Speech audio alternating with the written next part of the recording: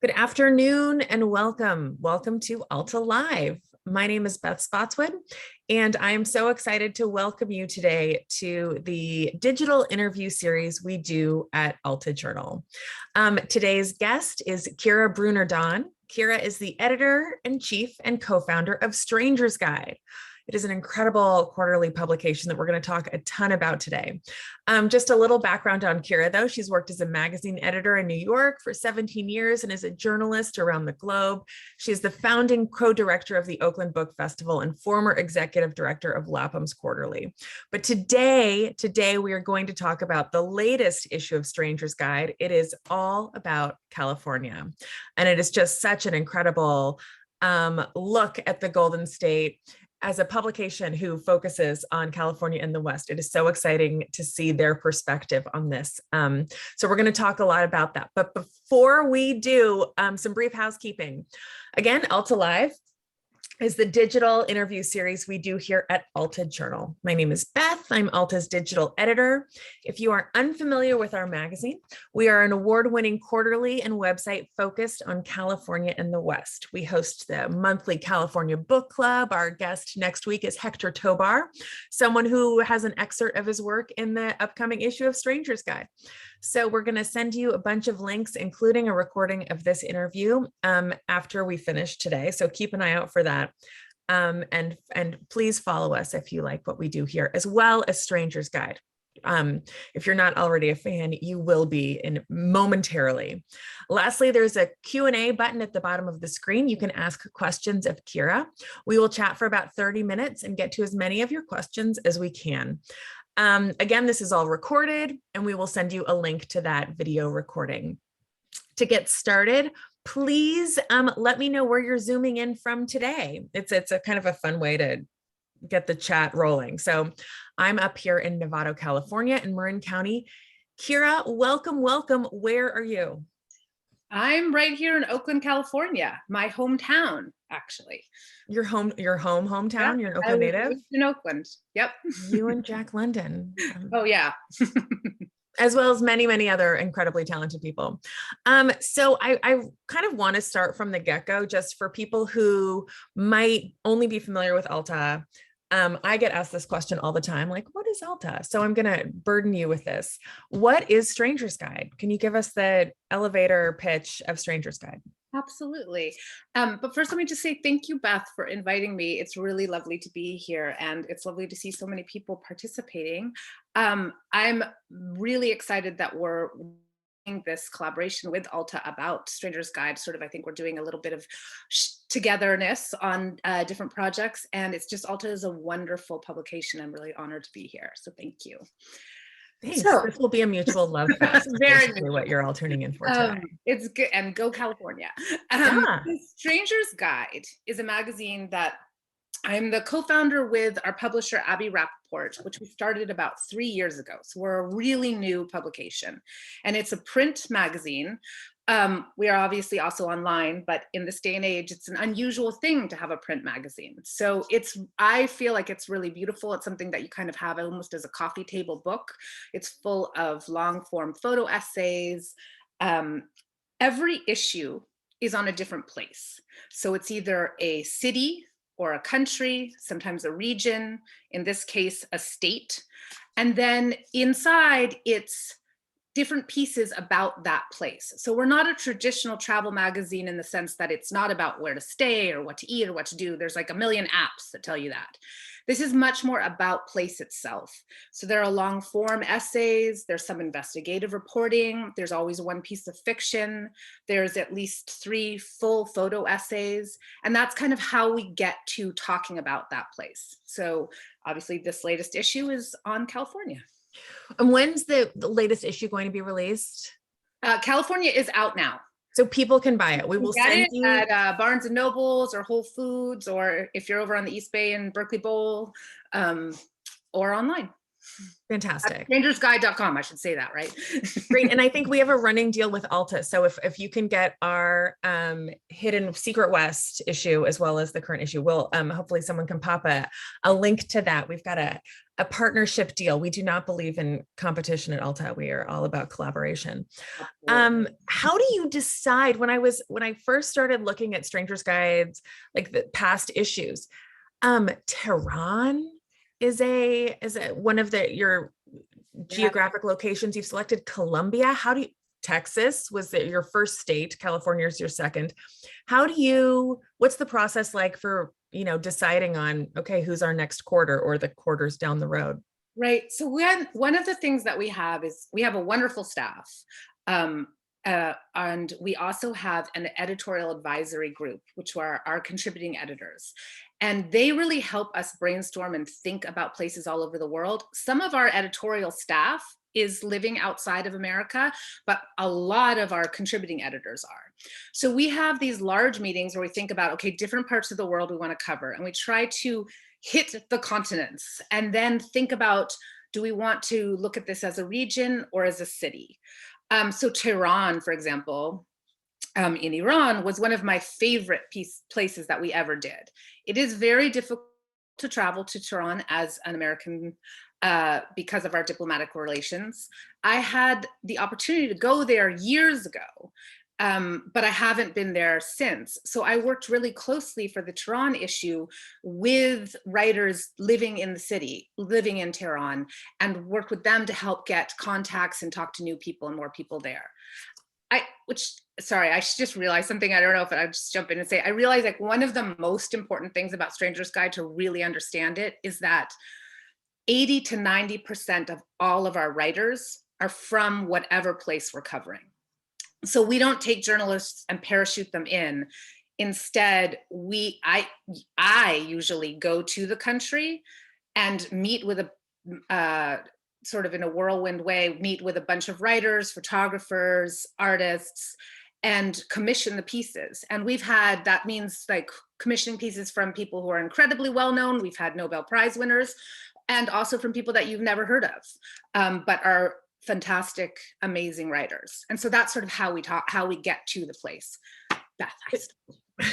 There's a really intense authenticity to each of these kind of experiences with each of your issues. So we've gotten permission from Kira. I just want to double check. Can I share a little bit of California, of Strangers Guides, California? Hang tight. This is like the super cheesy. Everyone has to do this in Zoom meetings. So this is, I would just kind of have been gazing at current issues. Oh, here we go. Forgive me. And I want to kind of talk a little bit about your layout is really, what size are you? Are you kind of a unique size? We're like, you have one next to you. Do you have I do. Hold one up right here. This is the magazine. Honestly, I should know off the top of my head exactly, but don't kill me. My designer's gonna kill me for not knowing this. But it's just a little bit larger than your average magazine, but only a little bit. What I think is just so interesting is your perspective on California. We cover California and the West, and certainly do a lot of I feel like I know California very intimately. I'm a California native. I was born in San Francisco, but your look at it is it's such a different perspective. This is a photo essay on homelessness. How do you decide, how do you pick the voices? You worked with a photographer for this. Right. So those are Svet's photos. It's really interesting. This photographer is, I think, one of the most extraordinary photographers covering this issue, but also just an extraordinary photographer. And she was actually recommended to me by another photographer I had worked with in the past, literally through her Instagram. So she's not particularly known that well yet, although I honestly believe that she will be. And it's funny, as soon as I reached out to her, a lot of other people started sending me her name and her ideas. And she and I just worked and we talked through what were the best pieces to use. And she'd been working on this sort of photo series of homeless encampments in LA. And this is the tarp streets. That's the tarp streets. So the idea of sort of people living under tarps in the streets in LA. What I love about her photographs of those folks who are living on the streets is they're incredibly intimate and incredibly human. They're just simple daily moments of how anyone it would be perhaps living their lives, doing exercise, paying things, collecting stuff, just sort of living your life. And that's, I think, the biggest drive that's our other photo essay that you've got there now on the I'm just kind of clicking through. I don't want to reveal too much, but I do want to give our audience a sense of that's fine. It's of what to expect and how different this is. Yeah. I mean, even just the one, if you go back to the photograph of the two firemen lying there on the ground, I feel like to me, that's like such a stranger's guide photo. It's how are people actually living? Like, it's really hard to fight a fire. You're so tired, you will sleep as concrete as your pillow. And I think that kind of reveals something about what the fires are really like for people who are living here in California, which all of us, are pretty intimate with now. I love the cults that call California home. And then you go into the anti-vaxxers, which is fascinating. Another thing that I thought was so interesting was that I had lived in the San Francisco's Mission District for 22 years and never knew about Ella para Translatinas, this is a photo essay that's just incredible of this welcoming, safe space, a landing pad for trans women in the Mission District and incoming immigrants. That's so beautiful. How did you discover this? How do you find these? You found one photographer on Instagram that's clearly incredible. So the photographer here, I guess my real question is, how do you choose, of all that is in California, and all that is in travel books and magazines and newspapers and everything, how do you select these, what end up being these kind of sacred moments and sacred, few pages of your quarterly magazine? Yeah, that is really hard. I mean, there's a million things you could put into any issue. I think that for this photo essay, it's actually a combination of two things. There's an actual essay by Julian Lopera before this about sort of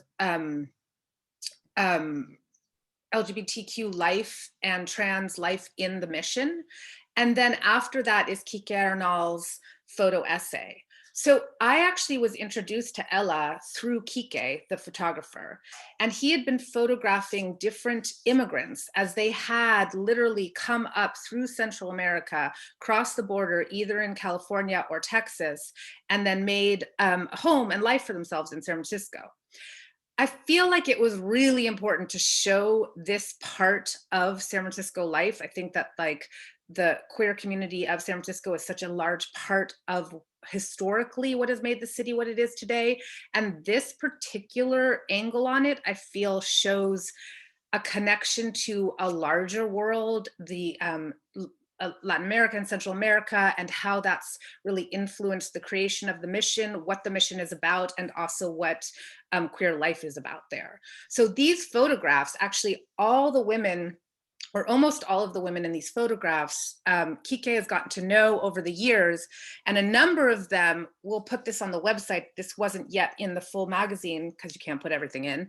A number of these women I did long interviews with, sometimes for hours, basically getting the story of their lives, where they came from, be it El Salvador or Mexico, how they crossed the border into the United States. Many of them, actually right there, her, many of them were detained by ICE on the border. It's a very common story. And then eventually made their way up to San Francisco, where there's great benefits for people who are in transition. There's healthcare and housing help. And they created this community center, Ella, that's really been at the heart of it for a lot of them. So this is actually that party right there, I was actually at that party. It was a citizenship celebration party. Ah, this looks like a killer party. Yeah. This is extraordinary. So I'm going to stop sharing for a while just so we can chat. And again, if you've got questions about Stranger's Guide or anything for Kira, please use the Q&A button. So when you're putting something, how long does it take you to put something like your California issue together? I'd like to think, so we're during a pandemic. We're quarterly, so we do 4 a year. I'd like to think that we're ahead of ourselves, and we always get a little bit ahead, but we're never ahead. So we take exactly the time we have, which is 3 months. So it takes about 3 months to put an issue together. They're just, and so when you chose to kind of really focus on print, and your whole issue isn't available right now online. There are a few stories, if and we have links to that. But why is working in print important right now? Why did you choose to really focus everything on paper? So it's twofold. One of it is that I think there's something beautiful about the structure of a magazine. It has limits to it that I actually love, because I think once you have that frame, that limit, you can be really creative within it. So magazines have departments, they have a front of the book, they have different sections. And so they have this clear structure. And then within that structure, you can go a little wild. So it's not everything. It's like you have to make choices. That, I think, is sort of the beauty of it. It becomes a whole. And sort of like, I remember I was saying to someone recently, we're not making a playlist, we're making an album. So each thing, it's vintage, you know, it's vinyl, it's paper, you know, it's not going to appeal to everyone. There's something a little bit vintagey about the very concept of it, but it's something that is of a whole. And I think that once you simplify and make some limits to things, it can have that holistic feel to it. And they're not meant to be disposable. They're not. No, they're not going recycling. They're not. And so there's no ads inside of them. We have absolutely no ads. They're basically little books.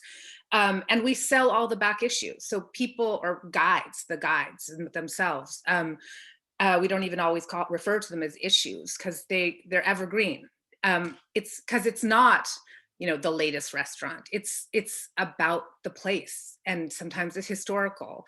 We do a literary tour for each issue, where we actually cut and take little bits of novels and sort of see, through time, and look at them at different parts of the country or whatever city that we're covering, and how people have talked about that place in literature.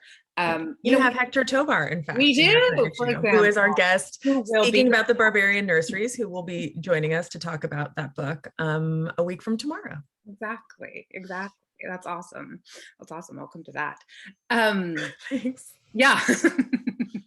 And you also do events. You did a much longer, kind of a much more involved Zoom presentation, a live event on your Columbia issue guide. Can you talk a little bit about those? Right. So we do, before the pandemic, we did live events. We had a supper club series where we would host talks in restaurants that were sort of based on the issues that we had done. So we actually did one in Austin, Texas, where our business offices are located in Austin, Texas. And we did one for our Lagos issue at a wonderful little dive restaurant in a strip mall that had the best Lagosian food you could imagine. And we packed it to the rafters and had like a whole supper club there, and a talk, and had interviews about the issue. And that was really fun. So we have that whole series. And then we do live events now. We're just starting to do live events again. During COVID, we did them online. So we had our Columbia issue, and we did an event for that. We had readings. We had every issue we make a playlist that you can see on Spotify that goes with every issue. So we had such a great idea. Yeah, it's fun. And then we had what else did we do for the Columbia issue that was really fun? Oh, for that issue we had actually never before translated work by Gabriel Garcia Marquez. So we had, I mean, like, I don't know, you know, no one had translated it. It was when Marquez was a young journalist in Bogota, and he had written these little vignettes about the city of Bogota. So we translated those, and then we ran them with a contemporary view of Bogota today, a new writer writing about the city now. So we interviewed the translator about that. And, there's just a lot of ways that we get at looking at what's inside the issue. I actually like our live events because they're kind of like cocktail parties or dinner parties. There's not just one thing. It's not your traditional just, author conversation. It's almost like, it's like a cabaret. There's a little bit of music. There's a little bit of showmanship. There's definitely drinking, it's fun. These aren't meant to be travel guides. These are, right. What are you hoping that your reader takes away from a specific guide, be it Tehran or California or anywhere? I hope that they would take away curiosity for the world.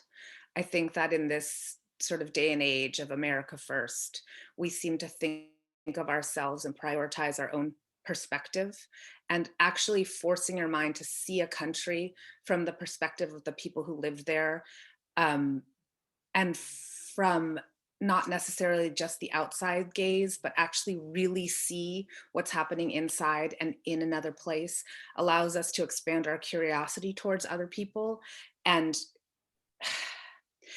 it doesn't always lead to positive outcomes, but it does lead to understanding that you're not the center of your own universe. How does it not lead to positive outcomes? What do you mean? I just mean, I don't want to put like this like nice little spin on it that like, if we just get to know each other, we're all like each other. We might not, but we will get to know each other. You ask in the California issue, there's you ask, I believe it's 7 different individuals to talk about their experience with the dream, the promise of California, and whether or not that came true. And it's not necessarily rosy. Right. Is that it are kind of the chorus of voices that you include are clearly curated to be very different, and kind of aiming for authenticity. How you spoke a little bit about traveling to each place to try and find them. For the California issue, and I know you're based in Oakland, what were your resources? How did you discover some of the contributors to this issue? Right. Well, it was a great one to do during COVID because I'm right here. So usually I go to the country and try to meet and talk to as many people as possible. For each issue, we create a special advisory board just for that issue, because there's no way our editorial staff will actually know enough about each country. So that group of issue advisors just for that issue is made up of academics, journalists, novelists, thinkers in all different perspectives. And then I spend a lot of time asking their advice on what writers I should talk to, what themes we should cover, what ideas are like really happening right now that we wouldn't know about necessarily. And then through their connections and their introductions, start talking to writers and talking through ideas. And if I can't do it on the ground, we do it on Zoom. And if we can't do it on Zoom, we do the very state we live in and just walk around. So that's basically how the California issue came to be. Are you allowed to tell us next quarter? Totally. After California is going to be Vietnam. That's the next issue that will come out. And after Vietnam is New Orleans. And actually New Orleans is the first place that I've gone to since COVID. So I actually came back 2 weeks ago. Why would a city get its own guide versus a state or a region? Yeah, New Orleans was really happy that they are getting their own guide, let me tell you. We also did, it's funny, we did Mexico City, we've done Moscow, and we did Lagos. But those are all cities with millions of people. New Orleans has about 400,000 people, but New Orleans is in our collective imaginations. I mean, it represents something in a lot of ways. It is larger than life. Personally, I love doing cities the best. Because, again, maybe it's the same reason I like the magazine as a structure. The city helps you. It's like the confinement and of the city helps you get at a lot of angles because everything is right there. It also might be that I just love cities. But I will say that a state, we did Texas and California, those were great. The hardest thing to do is a region, because there's a lot of different perspectives that come in. Someone just said, is New Orleans its own country? After New Angelina Orleans, said that. She's probably ticked off you didn't do LA. Oh, I know. Whereas I'm like Bay Area. I mean, that.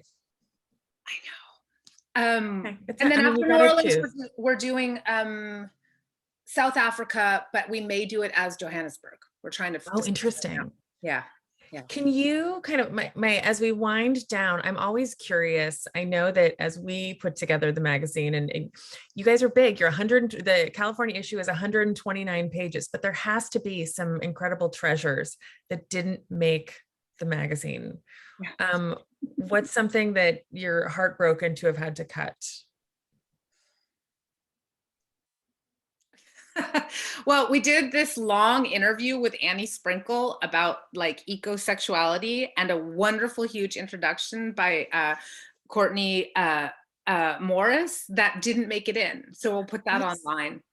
Ecosexuality. Yeah, I know, you need to read about this. It's just, I mean, I'm not Annie Sprinkle, so I can't explain that to you, but it's like a sexualized look at how we think about the environment, actually the environment. Okay. That had to get cut. I actually wrote along. We did a lot more about the Shifting in my seat. Okay. I know. We did a lot about the history that we couldn't get in. I mean, every issue, there's a million things that don't make it. I mean, a million things. It's California. Right, of course. The ecosexuality is the answer I did not expect to hit us. So is that going to make it online? It will. I've never heard of this. Yes, well, and hopefully we'll get Annie Sprinkle to be part of our cabaret performance piece, maybe too. Are you going to do an event around that? We're definitely going to do an event for California. We're just trying to figure out, COVID and everything, but we were ideally in the early new year. And so now is New Orleans done? Not even close. It's pretty well commissioned though. Oh, that's so exciting. Writers are beginning to work on their pieces. Yeah. That's wonderful. It's so exciting that you have such a kind of a vision of the globe and how to look at it. I'm so excited to see the next ones. So before everyone leaves, I want to remind them that we are doing this.